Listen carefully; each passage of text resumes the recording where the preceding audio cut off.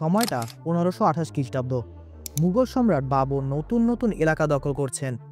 উত্তর ভারতের রাজনৈতিক মানচিত্র তখন দ্রুত বদলাচ্ছে। সেই সময় তার সেনাপতি মীর বাকি অযোধ্যার ফৌজাবাদ এলাকায় একটি জুম্মা মসজিদ নির্মাণ করেন। তার নাম দেয়া হয় বাবরি মসজিদ। মসজিদটি 3টি গম্বুজ, মোটা দেয়াল আর মুঘল স্থাপত্যের চিহ্ন নিয়ে দাঁড়িয়ে যায় 5 শতাব্দীর সাক্ষী হয়ে। অযোধ্যা অনেক হিন্দু বিশ্বাস করেন এটি শ্রীরামের জন্মস্থান।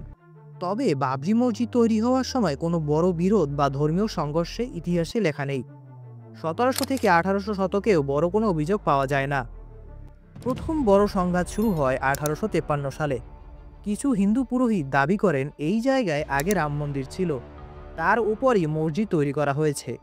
ব্রিটিশরা বিষয়টি দেখে মসজিদের ভেতরে মুসলিমদের নামাজের জায়গা আর বাইরে এক অংশে হিন্দু পূজার ব্যবস্থা করে দেয়। এটি ছিল একটি ঐতিহাসিক ঘটনা, তবুও কোনো ধরনের বড় দাঙ্গা হয়নি। 1934 সালে অযোধ্যায় হিন্দু ও মুসলিম দাঙ্গা হয়। মসজিদ কিছুটা ক্ষতিগ্রস্ত হলেও পুনরায় ঠিক করা হয়। বিতর্ক তখনও সীমিত সমাজে। 1949 সালের ডিসেম্বরের এক রাত হঠাৎ খবর ছড়িয়ে পড়ে বাবরি মসজিদের ভেতরে রামলালার মূর্তি দেখা গেছে। অনেকে বললেন ক্ষুদ্র গোষ্ঠী রাতের অন্ধকারে মূর্তি রেখে এসেছে। মসজিদে নামাজ বন্ধ হলো, প্রশাসন তালা লাগিয়ে দিল। বিতর্ক তখন থেকে শুরু হয়ে গেল আইনি পর্যায়ে। বাবরি মসজিদ তখনও দাঁড়িয়ে, কিন্তু মানুষের মনে জমতে লাগলো অস্থিরতা, গোপন ক্ষোভ আর রাজনীতির আগুন।